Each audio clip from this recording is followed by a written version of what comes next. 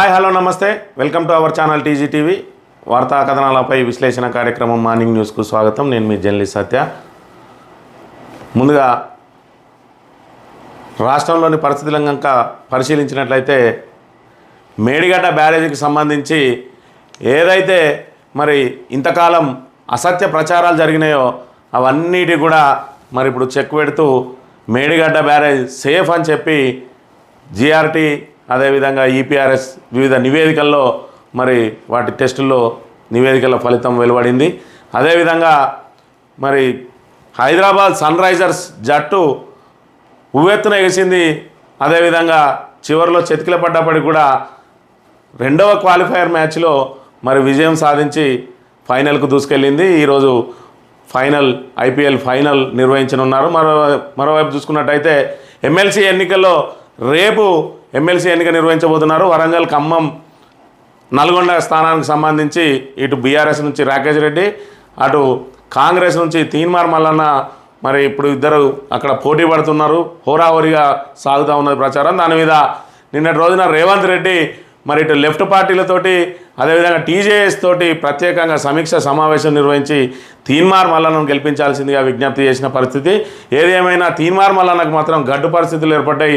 ఏదైతే social media ఆయనను నెత్తిన పెట్టుకొని ఊరేగిందో ఈరోజు సోషల్ మీడియానే ఆయనకు వ్యతిరేకంగా మరి పూర్తి స్థాయిలో నెటిజన్లందరూ కూడా ఆయనకు వ్యతిరేకంగా మరి పనిచేసిన పరిస్థితిని మనం గమనించవచ్చు. అదేవిధంగా ఆయనకు వ్యతిరేకంగా కూడా అనేక పాటల రూపంలో కూడా వచ్చినాయి. ఆయన ఒక పెద్ద బ్లాక్ మెయిలర్ అని చెప్పి అదేవిధంగా అంగిలాగు సిద్ధాంతంతో వచ్చి ఇప్పుడు కోట్లాది రూపాయలు సంపాదించిందని చెప్పి చెప్తున్న పరిస్థితి. మరోవైపు రాకేష్ రెడ్డి 3 జిల్లాల్లోని కనీసం 21 నియోజకవర్గాలకు ప్రాతినిధ్యం వహించే మరి ఎమ్మెల్సీ ఎన్నికల్లో గెలిస్తే 21 నియోజకవర్గాల్లో తాను మరి బీఆర్ఎస్ గెలిచినట్టే అని చెప్పి బీఆర్ఎస్ శ్రేణులకు ఉత్తేజపరిచిన పరిస్థితి. మరోవైపు కేటీఆర్ తాము గత 10 ఏళ్లలో ఇచ్చిన ఉద్యోగాలలో ఏ రాష్ట్రంలోనన్నా ఎక్కువ తమకంటే ఎక్కువ ఇచ్చినట్టయితే రాజీనామాకు సిద్ధమని చెప్పి సవాల్ చేస్తున్న పరిస్థితి. మరోవైపు ఏదైతే హరీష్ రావు ఉన్నారో తాను రాజీనామాకు కట్టుబడి ఉన్నానని అదే రేవంత్ రెడ్డి మరి పారిపోయిందని చెప్పి చెప్తున్న పరిస్థితి.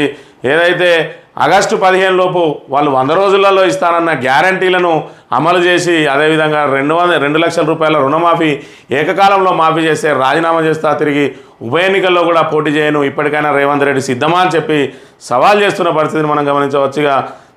వార్తా కథనాలను పరిశీలించినట్టయితే తెలంగాణ దినపత్రికలో నిరూపిస్తే రాజీనామా చేస్తా, ఉద్యోగాలపై కాంగ్రెస్ బీజేపీలకు కేటీఆర్ సవాల్, 10 ఏళ్లలో ఏ రాష్ట్రంలోనైనా ఇచ్చినట్టు నిరూపిస్తే రిజైన్ చేస్తా. లెక్కలతో సహా బయటపెట్టిన కేసీఆర్ ప్రభుత్వంలో ఇచ్చిన ఉద్యోగాలపై వివరణ. రేవంత్ పాలనలో కంపెనీలు తరలిపోతున్నాయి, ఆసుపత్రుల కరెంటు ఇవ్వలేని చేతగాని సర్కార్, నిజాలన్నీ నిలకడ మీద తెలుస్తాయి తెలంగాణ భవన్లో కేటీఆర్ అని చెప్పి ఏదైతే మరి ఉద్యోగాల మీద 10 ఏళ్లలో ఏ రాష్ట్రంలోనైనా తాము ఇచ్చిన ఉద్యోగాల కంటే ఎక్కువ ఇచ్చినట్టయితే తాను రాజీనామా చేయడానికి సిద్ధమని చెప్పి చెప్తున్న పరిస్థితిని మనం ఇక్కడ గమనించవచ్చు. ఇక లీకులు ఇవ్వాలి, ఫేక్ కేసులు పెట్టాలి. లీకులు కేసులతో రేవంత్ పాలన, అనుకూల మీడియాలో లీకులతో వార్తలు. ఎవరైనా ఇదేంటని సోషల్ మీడియాలో ప్రశ్నిస్తే కేసులు. తప్పుడు ప్రచారం చేసేది ఎవరు, కేసులు పెట్టేది ఎవరిపై? ఆర్టీసీ లోగో విషయంలో అడ్డంగా బుక్ అయిన సర్కార్. ముందుగా ప్రచారం చేసింది అధికార కాంగ్రెస్ అనుకూల మీడియా.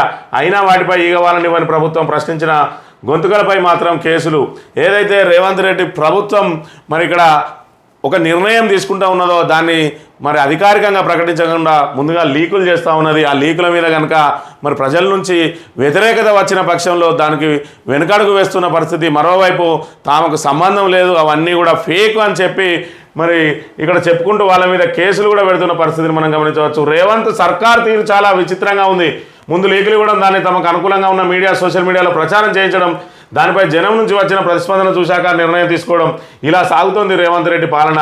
అయితే చాలా తెలివిగా ప్రతిపక్షానికి చెందిన వారిని ట్రాప్ చేస్తూ కేసుల్లో ఇరికించడం ఇక్కడ గమనించాల్సిన విషయం. లీకులు ఇచ్చేది అధికార పార్టీ వాళ్ళే, కేసులు మాత్రం ప్రతిపక్ష వాళ్లకు అన్నట్టుగా వ్యవహారం ఉంది. పాలనలో ప్రజల్లో రోజు రోజుకు చులకనవుతున్న అధికార కాంగ్రెస్ ఈ వ్యూహంలో మాత్రం 100కు 100 విజయవంతమైందని విశ్లేషకులు అంటున్నారు. ఏదైతే మరి ఒక కొత్త విధానాన్ని ప్రవేశపెట్టాలన్న ఏదైతే మార్పు విషయంలో మరి ఇక్కడ టీఎస్ను టీజీగా మార్చడం కానీ అదేవిధంగా తెలంగాణ తల్లి విగ్రహం మార్పు కానీ అధికార చిహ్నం మార్పు కానీ ఇలాంటి మరి ఏదైతే ప్రజలకు ఉపయోగం లేని కేవలం కేసీఆర్ మార్కును తొలగించడం కోసం చేసే ప్రయత్నాల్లో భాగంగా ఇటీవల ఆర్టీసీని అది ఏదైతే టీఎస్ఆర్టీసీ ఉన్నదో దాన్ని టీజీఎస్ఆర్టీసీగా మార్చిండ్రు. అయితే పాత ఏపీఎస్ఆర్టీసీ లోగోనే దాన్ని మాడిఫై ఐఎస్టీగా చేసి కలర్లు మార్చిరని చెప్పి మరి ఇక్కడ ఎవరైతే దిలీప్ అనే అతను పెట్టిండో ఆయన మీద కేసు బుక్ చేసిండ్రు. మరి అది ముందుగా వచ్చింది అధికార మీడియాలోనే, దాని ద్వారా లీకులు ఇచ్చిర్రు. ప్రజల నుంచి వ్యతిరేకత రావడంతో దాని మీద సర్కారు వెనక్కి తగ్గింది. ఇంకా మేము లోగోను ఫైనలైజ్ చేయలేదని చెప్తా ఉన్నారు. మరోవైపు ఆయన మీద కేసు పెట్టిన పరిస్థితి.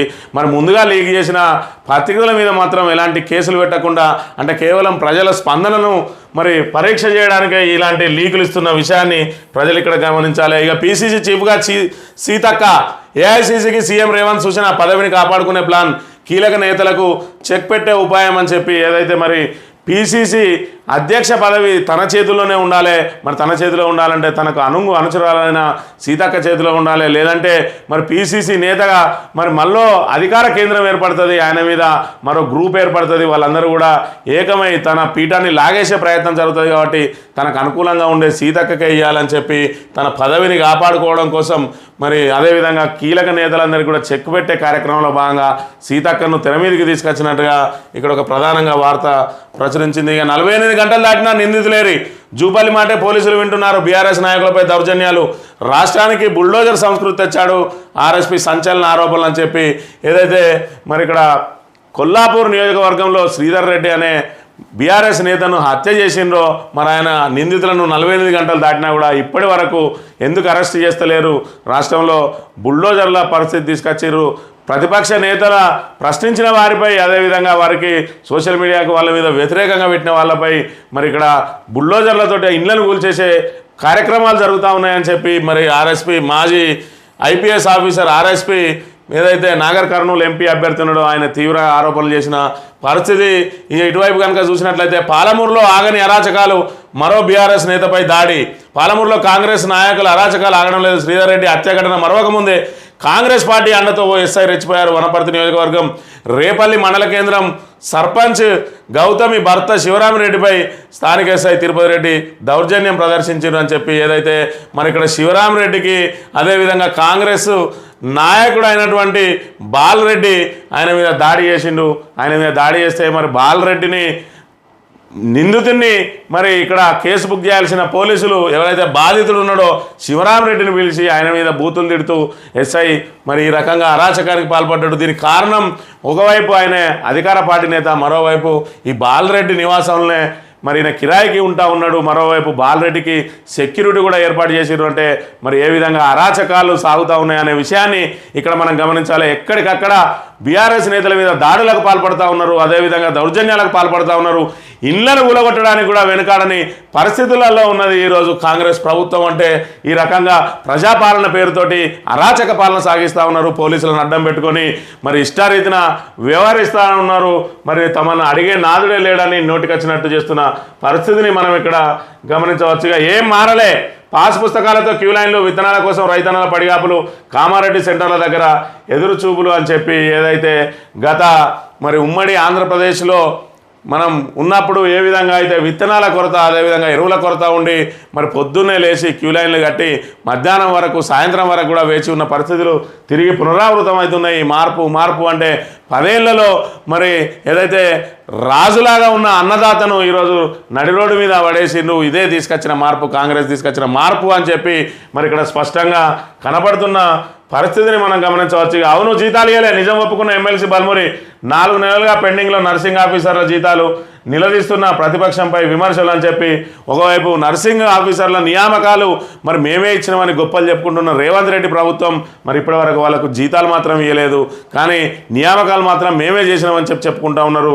మరి జీతాలు ఎందుకు ఇవ్వలేదని చెప్పి ప్రతిపక్షాలు అడిగితే జీతం ఇవ్వని మాట వాస్తవమే అని ఒప్పుకుంటూ కూడా మరి బల్మూరి వెంకట్ ఎవరైతే ఉన్నారో ఎమ్మెల్సీ, ఆయన తిరిగి ప్రతిపక్షం మీదనే ఎదురుదాడి చేస్తున్న పరిస్థితిని కూడా మనం ఇక్కడ గమనించవచ్చు. ఇక జీతాలు రాక మానసిక ఒత్తిడితో గుండెపోటు, 104 అంబులెన్స్ డ్రైవర్ మృతి.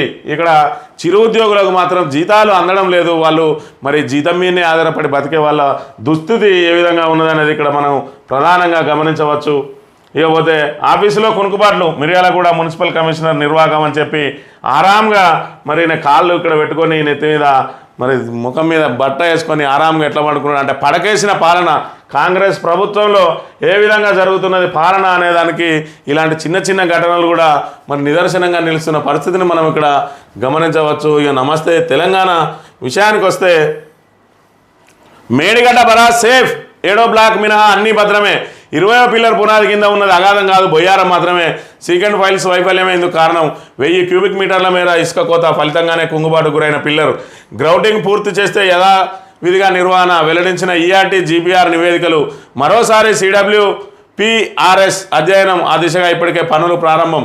మేడిగడ్డ బరాజ్ 7వ బ్లాకులోని 20వ పిల్లర్ వద్ద సీకెండ్ ఫైల్స్లో వాటిల్లిన లోపం కారణంగా పునాది కింది నుంచి నీరు ప్రవహించి ఇసుక మట్టి కోత గురైంది. దీనివల్ల ఖాళీ ఏర్పడి పిల్లర్ కుంగింది. మొత్తం 8 బ్లాకుల్లో 7వ బ్లాక్ మినహా అన్నీ సురక్షితంగానే ఉన్నాయని చెప్పి ఇక్కడ ఏదైతే మరి ఇక్కడ జీపీఆర్ అదేవిధంగా ఈఆర్టీ మరి పరీక్షలు నిర్వహించారో ఆ పరీక్షల ఫలితాలను ఇక్కడ వెలువరించిండు. మేడిగడ్డ బరాజ్ సేఫ్ అని చెప్పి ఈ విషయంగా 7వ బ్లాక్ ఏదైతే మరి 23 పిల్లర్లు గుంగినాయో ఆ 3 పిల్లర్లను తక్షణ మరమ్మతు చేపట్టాలని చెప్పి మరి అప్పటి వరకు కాపాడాం కట్టి నీటినంటిని కూడా మరి పైకి తరలించి మరి చెరువులు కుంటలు అదేవిధంగా బ్యారేజీలు మరి రిజర్వాయర్లు నింపాలని బీఆర్ఎస్ నేతలు మొత్తుకున్నా కూడా మరి పెడచెవిన పెట్టిన ప్రభుత్వం ఇటు రైతన్నలకు సాగునీరు అందివ్వక మరి ఇక్కడ తాగునీటికి ఇబ్బందులు పడుతున్న పరిస్థితులలో మరి మేడిగడ్డ మీద కాంగ్రెస్ పార్టీ చేసింది రాజకీయం మాత్రమే. కాంగ్రెస్ ప్రభుత్వం రాజకీయ ప్రయోజనాల కోసం రైతులను పణంగా పెట్టింది. ఇక్కడ ప్రజల తాగునీటికి ఇబ్బందులు సృష్టించింది. కొరత ఏదైతే కృత్రిమ కరువును సృష్టించిందని చెప్పి దీంతో తేటతెల్లమైన విషయాన్ని కూడా మనం ఇక్కడ గమనించవచ్చు. 7వ బ్లాకులో ఏవైతే 3 పిల్లర్లు గుంగినాయో ఆ బ్లాక్ను తొలగించి మరి అక్కడ నూతన నిర్మాణం చేపట్టినట్టయితే ఇప్పటికే బ్యారేజ్ అందుబాటులోకి వచ్చేది. మరోవైపు కాఫర్ డ్యాం కట్టి నీటిని పైకెత్తాల్సిన ప్రభుత్వం ఏదైతే అన్నారంలో ఉన్న నీటిని కూడా మరి కిందికి వదిలేసి బ్యారేజ్ని మరింత దెబ్బతీయడానికి ప్రయత్నం చేసింది. ఈరోజు వాళ్ళు వేసిన కమిషన్ వాళ్ళు వేసిన నిపుణుల బృందం కూడా ఈరోజు తేటతెల్లం చేసిన ఈ మేడిగడ్డ బ్యారేజ్కి వచ్చిన నష్టం ఏం లేదని కూడా చెప్తున్న పరిస్థితిని మనం ఇక్కడ గమనించవచ్చు. ఇక ధాన్యం కొనక వాత వడ్లు కొనుగోలు చేయాలని డిమాండ్ చేస్తూ నారాయణపేట జిల్లా కొసిగి పట్టణ సమీపంలో కడగండ్ల గ్రామ గేటు వద్ద శనివారం మద్దూరు వెళ్లే రహదారిపై 2 గంటల పాటు రైతులు బైఠాయించారు. 3-4 రోజుల నుంచి రైస్ మిల్లు చుట్టూ తిరుగుతున్న టోకెన్లు ఇచ్చి చేతులు దిలుపుకుంటున్నారు తప్పితే కొనుగోలు చేయడం లేదని ఆగ్రహం వ్యక్తం చేశారు. తిండి తిప్పలు లేకుండా రోజుల తరబడి ఎదురు చూడాల్సి వస్తుందని మండిపడ్డారు. ఇక్కడ ఏదైతే ఉన్నదో ఇక్కడ ధాన్యం కొనుగోలు పేరిట ఇక్కడ జొన్నకు తరుగు కోత, ధాన్యం కొనక వాత, విత్తనాలు దొరకక వెత అని చెప్పి ఇక్కడ విత్తనాలు లేక ఇక్కడ రైతులు మరి ఇక్కడ పడిగాపులు కాస్తున్న పరిస్థితి. మరోవైపు ధాన్యం కొనుగోళ్ల కోసం ఇక్కడ అన్నదాతలు రోడ్డెక్కిన పరిస్థితి. ఇక జొన్నకు కూడా ఇక్కడ కోత విధిస్తూ ఉన్నారు. మరి మేము ఒక గింజను కూడా తరుగు పేరిట తీయమని చెప్పిన ప్రభుత్వ మాటలకు అధికారుల చేతులకు పొంతన లేకుండా పోయిందనడానికి దీన్ని మనం నిదర్శనంగా భావించవచ్చు. ఇక ఉద్యోగాలకు సంబంధించి కేటీఆర్ ఏదైతే సవాల్ చేసిరో దానికి సంబంధించి అదేవిధంగా స్మార్ట్ మీటర్లు మాకొద్దు, విద్యుత్ బిల్లులు పెరిగిపోయాయి, పదే సరఫరాకు అంతరాయం, ఆందోళన పట్ల గుజరాత్ ప్రజలు అని చెప్పి మరి గుజరాత్ మోడల్ ఏదైతే స్మార్ట్ మీటర్లను ఇక్కడ పెట్టాలని ప్రయత్నం చేస్తున్నారో ఆ గుజరాత్కు సంబంధించిన వార్తను ఇక్కడ ప్రచురించింది. స్మార్ట్ మీటర్లు మాకు వద్దని చెప్పి అక్కడ ఏదైతే ప్రజలు మరి తిరస్కరిస్తున్న విషయాన్ని ప్రధానంగా ప్రచురించింది. గొర్రెల పంపిణీకి గుడ్ బై, 100 రోజుల్లోనే 2వ విడత పంపిణీకి హామీ. కామారెడ్డి బీసీ డిక్లరేషన్లో కాంగ్రెస్ ప్రకటన. చెప్పా పెట్టకుండా డీడీలు కట్టిన డబ్బులు వాపస్, రాష్ట్ర ప్రభుత్వంపై మండిపడుతున్న గొల్ల కుర్మలు అని చెప్పి ఏదైతే తమ ప్రభుత్వం వచ్చిన తర్వాత మరి డీడీలు కట్టిన ఏదైతే గొల్ల కుర్మలు ఉన్నారో వాళ్ళందరూ కూడా 2వ విడత మరి ఇక్కడ గొర్రెలను పంపిణీ చేస్తామని చెప్పిన ప్రస్తుత కాంగ్రెస్ ప్రభుత్వం అప్పటి పిసిసి అధ్యక్షుడు మరి ఆ మాటను వెనక్కి తీసుకొని ఈరోజు వాళ్ళు ఏదైతే మరి ఇక్కడ గొల్ల కుర్మలు అందరూ కట్టిన డీడీలను వాపసిస్తున్న పరిస్థితిని మనం గమనించవచ్చు. గత ప్రభుత్వం ఏదైతే ఉన్నదో అక్కడ పార్టీలను చూడకుండా వ్యక్తులను చూడకుండా ఎవరైతే గొల్ల కుర్మలు ఉన్నారో వాళ్ళందరికీ కూడా మరి డ్రా తీసి ఆ డ్రా ద్వారా 2 విడతల్లో పంపిణీ చేస్తా అని మొదటి విడతలో సగం మందికి ఇచ్చింది. 2వ విడతలో సగం మందికి ఇవ్వాల్సిన ప్రస్తుత ప్రభుత్వం మరి వాళ్లకు డీడీలు వాపసు ఇచ్చి వాళ్ళకి అన్యాయం చేస్తున్న పరిస్థితికి సంబంధించిన వార్తను ప్రచురించింది నమస్తే తెలంగాణ దినపత్రిక. ఇక సాక్షి విషయానికి వస్తే కొత్తగా దక్షిణ రింగ్ మొత్తం 189.4 కిలోమీటర్ల మేర గ్రీన్ఫీల్డ్ హైవేగా నిర్మాణం. కన్సల్టెన్సీ సంస్థ రూపొందించిన 3వ అలైన్మెంట్కే మొగ్గు. కేంద్రంలో కొత్త ప్రభుత్వం కొలుదిరగానే ఆమోద ముద్ర. భారత్ మాల పరియోజన 2 పథకం కింద పనులు చేవెళ్ళ కంది రోడ్డు అనుసంధానం ఆలోచన విరమణ, దానికి దూరంగా నిర్మాణం భారీగా పెరిగినప్పుడు నిర్మాణానికి 18,000 కోట్ల వ్యయం అవుతుందని అంచనా, తుది అలైన్మెంట్ ఖరారు తర్వాత అన్ని అంశాలపై స్పష్టత అని చెప్పి ఏదైతే రీజనల్ రింగ్ రోడ్డుకు సంబంధించి మరి ఇక్కడ కొత్తగా దక్షిణ రింగు అని చెప్పి ఇక్కడ మరి రీజనల్ రింగ్ రోడ్డు దక్షిణ భాగాన్ని గ్రీన్ఫీల్డ్ హైవేగా మరి నిర్మాణం చేయడానికి అదేవిధంగా మరింత పొడవు పెంచిరు అని చెప్పి దీనికి సంబంధించిన వార్తను ప్రచురించింది ఇక్కడ ప్రధానంగా సాక్షి దినపత్రిక. ఇక కలిసికట్టుగా ముందుకు పట్టభద్రుల ఎమ్మెల్సీ ఉప ఎన్నికల వేళ కాంగ్రెస్ లెఫ్ట్ టీజేఎస్ ఐక్యతారాగం. కాంగ్రెస్ అభ్యర్థి తీన్మార్ మల్లన్న గెలుపు కోసం సీఎం నివాసంలో గంటకు పైగా భేటీ, ఉమ్మడిగా పనిచేసి మల్లన్నను గెలిపిద్దామని కోరిన రేవంత్ మీడియాకు నేతల వెల్లడి అని చెప్పి ఏదైతే ప్రచార కార్యక్రమం ముగిసింది. ఇక పట్టభద్రులు ఓటు వేయడమే తర్వాత ఈ తరుణంలో మరి ఏదైతే తీన్మార్ మల్లన్న ఏకపక్షంగా గెలిచాడని భావించిందో కాంగ్రెస్ ప్రభుత్వం ఆయనకు ఎదురుగాలి వీస్తూ ఉన్నది. మరోవైపు కాంగ్రెస్ సంబంధించిన ప్రభుత్వ వ్యతిరేకత, అదేవిధంగా వ్యక్తిగతంగా తీన్మార్ మల్లన్న గల వ్యతిరేకత అంతా కూడా మరి ఆయనను ఈ ఎన్నికల్లో ఘోర పరాజయం తప్పదని చెప్పి తెలవడంతో రేవంత్ రెడ్డి రంగంలోకి దిగినట్టుగా మనం భావించవచ్చు. మరి ఏదైతే తిరుమలకు దర్శనానికి వెళ్ళిండో అక్కడి నుంచే మరి ఇక్కడ సమీక్షలు చేసిండు. అయినప్పటికీ కూడా మార్పు రాకపోవడంతో ఆయన స్వయంగా ఇటు టీజేఎస్ అటు లెఫ్ట్ నేతలు అందరినీ కూడా పిలిపించుకొని మీ కార్యకర్తలు మీ నాయకులు మరి మీ వాళ్ళందరికీ కూడా ఇక్కడ తీన్మార్ మల్లన్నకు మరి అనుకూలంగా ఓటేయాలని చెప్పి విజ్ఞప్తి చేసిన పరిస్థితిని మనం గమనించవచ్చు. ఏదేమైనా మరి ఎమ్మెల్సీ ఎన్నికల్లో మాత్రం తీవ్ర పరాభవం తప్పదు అని చెప్పి ఇప్పటికే తేటతెల్లమైన పరిస్థితిని మనం గమనించవచ్చు. ఒకవైపు సోషల్ మీడియాలో నెటిజన్లు చేస్తున్న విమర్శలను కనుక చూసినట్టయితే ఈసారి తీన్మార్ మల్లన్నకు డిపాజిట్ దక్కడమే కష్టంగా కూడా ఉన్నట్టు పరిస్థితులు మనం గమనించవచ్చు.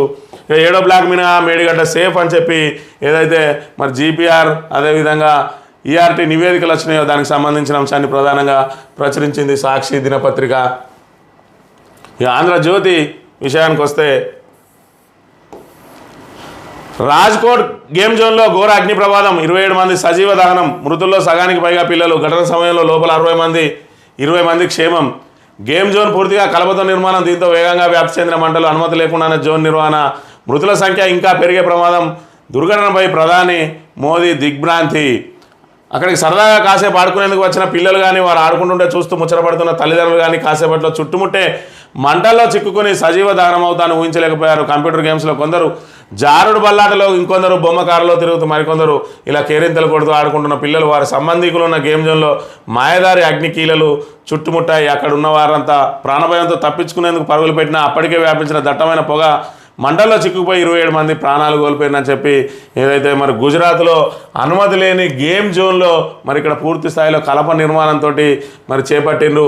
మరి అక్కడ మరి ఎలాంటి రక్షణ చర్యలు కూడా తీసుకోకుండానే గేమ్ జోన్ ఏర్పాటు చేసి ఇక్కడ 27 మంది మరి సజీవ దహనం అవడానికి కారణమైన నిర్వాహకులు. దీనికి సంబంధించి ప్రధాని కూడా తన దిగ్భ్రాంతిని వ్యక్తం చేసిన పరిస్థితిని మనం ఇక్కడ గమనించవచ్చుగా. వర్షాలపై జాగ్రత్త, నాలాలు క్లియర్ చేయండి, కరెంటు పోవద్దు. హైదరాబాద్ బ్రాండ్ ఇమేజ్ దెబ్బతినద్దు, విధుల్లో నిర్లక్ష్యం వహిస్తే వేటు తప్పదు. ఒకే గొడుగు కిందకు విపత్తు నిర్వహణ యాక్షన్ ప్లాన్ 4లో సిద్ధం చేయండి. కోడ్ ముయ్యగానే సన్నద్ధతపై తనిఖీలు. వర్షాల విపత్తుపై సమీక్షలో సీఎం రేవంత్. మాదక ద్రవ్యాలపై ఉక్కుపాదం మోపండి. సరఫరా చేయాలంటేనే భయపడాలి. యాంటీ డ్రగ్స్ టీంను ఏర్పాటు చేయండి. కేసుల్లో ఎంతటి వారున్నా వదలొద్దని మరి ఇక్కడ ఆదేశం. మరోవైపు ఉద్యమ నేతలందరికీ వేడుకల్లో భాగస్వామ్యం, సమిష్టి కృషితోనే తెలంగాణ సాకారం. ఇది ప్రతిబింబించేలా ఉత్సవాలు. రాష్ట్రం ఇచ్చిన సోనియాను పిలుస్తున్నాం. ప్రజాపాలన చాటేలా ప్రభుత్వ చిహ్నం. లెఫ్ట్ టీజేఎస్ నేతలతో రేవంత్ అని చెప్పి ఇక్కడ నిన్న రోజున రేవంత్ రెడ్డి సమీక్షలు నిర్వహించిన మరి దానికి సంబంధించిన వార్తను ప్రచురించింది. వర్షాల వల్ల జాగ్రత్తగా ఉండాలి, నాలాలు క్లియర్ చేయాలని చెప్పి ఆదేశించిండ్రు. మరి ఏదైతే రేవంత్ రెడ్డి ఆదేశాలను మాత్రం ఇది అధికారులు మరి ఇక్కడ మాటలకే పరిమితం అవుతున్న పరిస్థితి, ఆచరణలో మాత్రం మరి వాటిని చూపెట్టడం లేదు. ఇకపోతే జూన్ 2న నిర్వహించే మరి ఏదైతే తెలంగాణ ఆవిర్భావ వేడుకలకు సోనియా గాంధీని ఇక్కడ ప్రధానంగా రాష్ట్రం ఇచ్చిన సోనియాను పిలుస్తున్నామని చెప్పి ఏదైతే ఇప్పటి వరకు మరి తెలంగాణను తెచ్చిన క్రెడిట్ మొత్తం కేసీఆర్కు దక్కడంతో దాన్ని ఇచ్చిన ఘనత కాంగ్రెస్కు దక్కేలా మరి కేవలం కాంగ్రెస్ మాత్రమే తెలంగాణ ఇచ్చింది కాబట్టి ఆ క్రెడిట్ మాకే రావాలని చెప్పి మరి ఇక్కడ కేసీఆర్ ఆయన ఏదైతే మార్కును తుడిసేసే ప్రయత్నం చేస్తూ ఉన్నారు. మరి దీనికి సంబంధించి అందులో భాగంగానే ఉద్యమ నేతలందరినీ పిలిచి ఇది సమిష్టి కృషితో జరిగింది, ఏ ఒక్క వ్యక్తి వల్ల కాదు అని చెప్పే ప్రయత్నం చేస్తూ ఉన్నారు. ఏది ఏమైనా కేసీఆర్ అంటేనే తెలంగాణ, తెలంగాణ అంటేనే కేసీఆర్. మరి తెలంగాణ ప్రజల గుండెల నుంచి కేసీఆర్ను తొలగించడం అనేది మాత్రం సాధ్యం కాదనే విషయాన్ని రేవంత్ రెడ్డి ఇక్కడ గమనించాలి. ఎందుకంటే రేవంత్ రెడ్డి గతంలో అనేక సార్లు అనేక విధాలుగా మాట్లాడిండు. ఏ ఎండ కాగొడుగు పడతాడు రేవంత్ రెడ్డి. గతంలో టీడీపీలో ఉన్నప్పుడు ఏ విధంగా మాట్లాడి, టీడీపీలో ఉన్నప్పుడు అయితే కేసీఆర్ లేకుంటే తెలంగాణ వచ్చేది కాదు, ఎవరు అవునన్నా కాదన్నా మరి తెలంగాణ అనేది కేసీఆర్ ద్వారానే సాధ్యమైందని చెప్పిన పరిస్థితి. అదేవిధంగా మరి సోనియాను కూడా బలిదేవత అన్నాడు. మరి ఇక్కడ ఏదైతే అమరవీరులు ఎవరైతే విద్యార్థులు అమరులైనరో వాళ్ళ ప్రాణాలన్నిటికీ కూడా సోనియా గాంధీ బాధ్యత వహించాలన్నాడు. ఈరోజు మాత్రం దేవత అని కొలుస్తున్న పరిస్థితిని మనం ఇక్కడ గమనించవచ్చు. ఈనాడు దినపత్రిక విషయానికి వస్తే రైజర్స్ నేడే IPL 17 final. Kolkata Knight Riders Sunrisers Hyderabad రాత్రి 7:30 గంటల నుంచి ప్రారంభం. ఐపీఎల్లో సన్ రైజర్స్ ఫైనల్కి చేరడం ఇది మూడోసారి. 2016లో విజేతగా నిలిచిన ఆ జట్టు 2018లో ఓడిపోయింది. కోల్కతాకు ఇది 4వ ఫైనల్. 2012-14లో ఆ జట్టు కప్ సొంతం చేసుకుంది.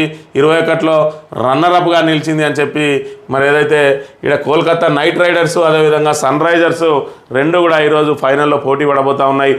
ఇదే ఈరోజు మార్నింగ్ న్యూస్. తిరిగి రేపు కలుద్దాం. Thank you very much.